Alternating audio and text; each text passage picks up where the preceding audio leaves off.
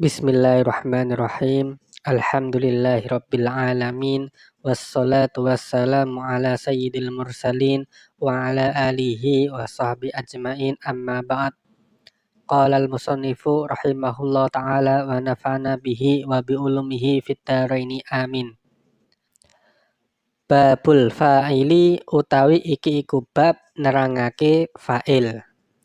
Al-fa'ilu utawi fa'il huwa ya fa'il iku al-ismu isim al-marfu'u kang diwaca rafa, al-madkuru kang disebut qablahu ing dalam sadurunge fa'il apa fi'luhu fi'ile fa'il. Wa huwa utawi fa'il iku ala qismaini ing atase rong bagian. Dohirun siji fa'il isim dohir wa mutmarun lan loro fa'il isim domir. Babul fa'ili bab menerangkan tentang fa'il.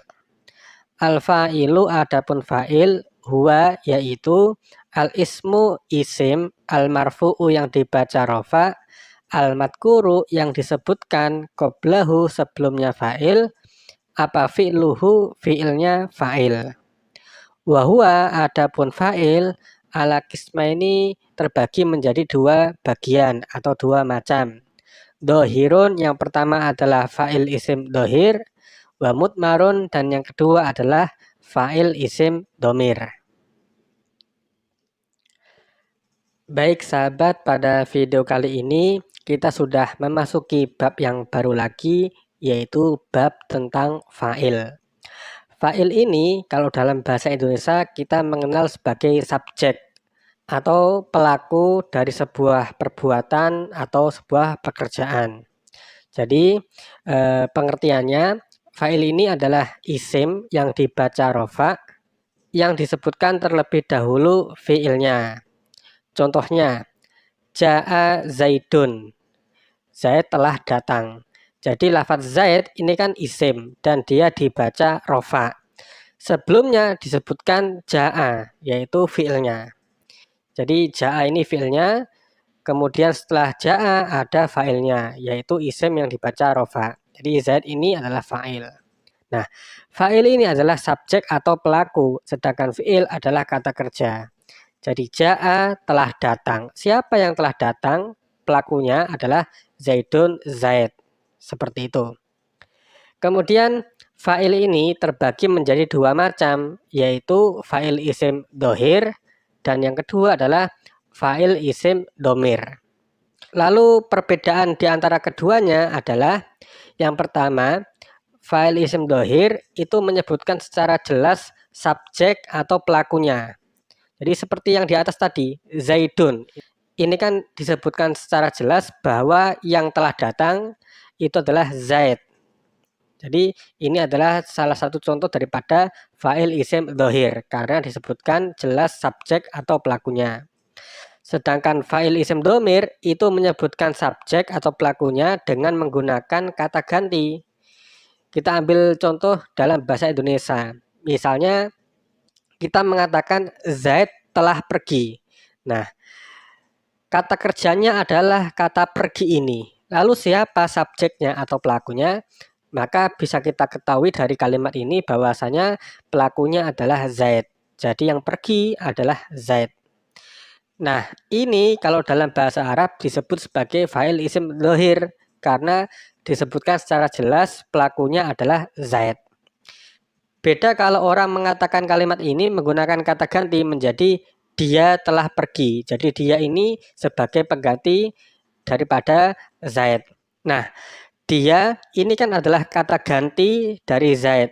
Jadi kalau dalam bahasa Arab, dia ini adalah fa'il isim domir. Karena tidak disebutkan secara langsung siapa subjek atau pelakunya. Hanya menggunakan kata ganti saja. Contoh yang kedua, misalnya ada orang mengatakan Khalid telah tidur. Nah, tidur ini kan kata kerja. Siapa subjeknya atau pelakunya? Yaitu Khalid. Nah, ini kan dohir atau jelas.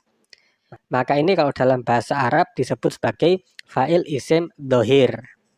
Sedangkan jika kita menggunakan kata ganti, maka kita bisa mengatakan dia telah tidur.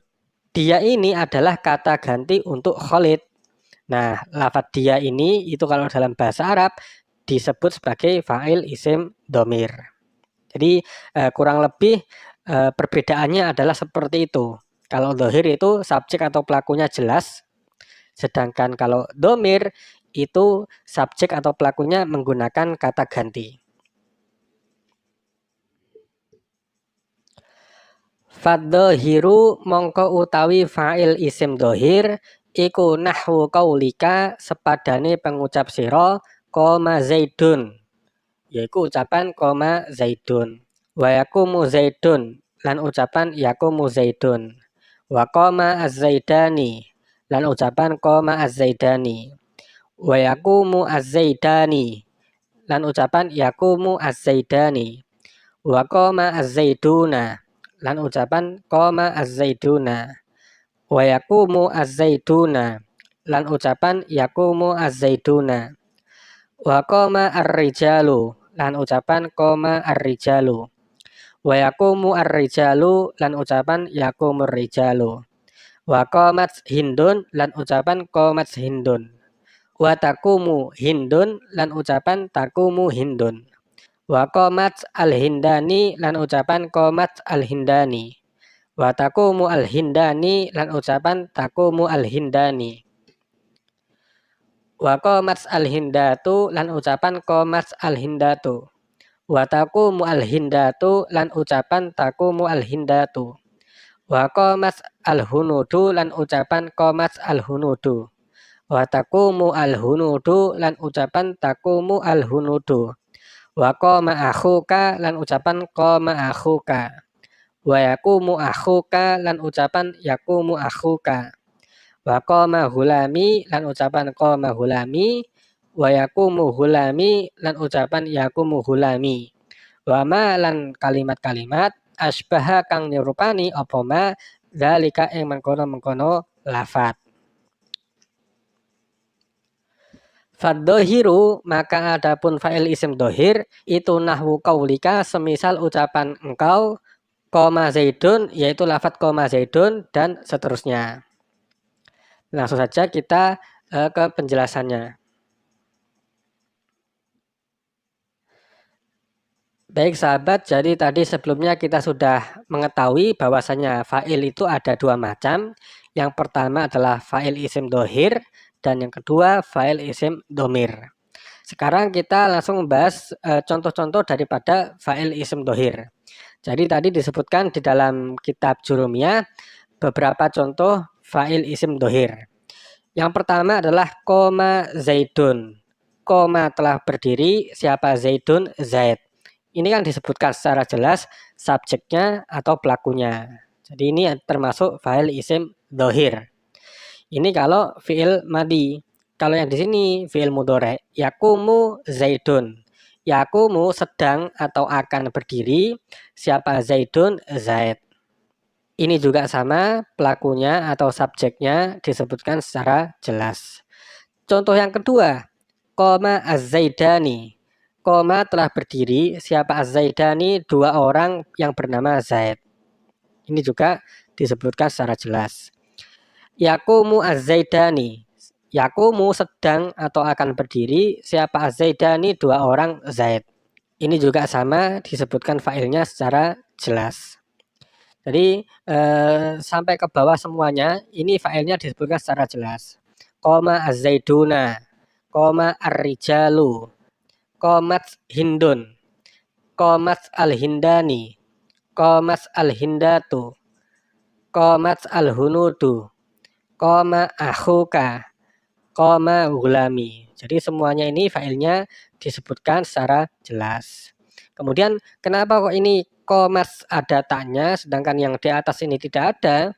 Bedanya adalah karena failnya di sini adalah wanita. Jadi fiilnya kemasukan tak taknis. Komat hindun. Kalau yang di atas ini failnya adalah laki-laki sehingga tidak ada tak taknisnya. Koma ar-rijalu. Oke, kita lanjutkan lagi membaca kitabnya. Wal mutmaru utawi fa'il isim domir iku nahwu qaulika sepadane pengucap sira. Dorobtu yaiku ucapan dorobtu. Dorobna lan ucapan dorobna.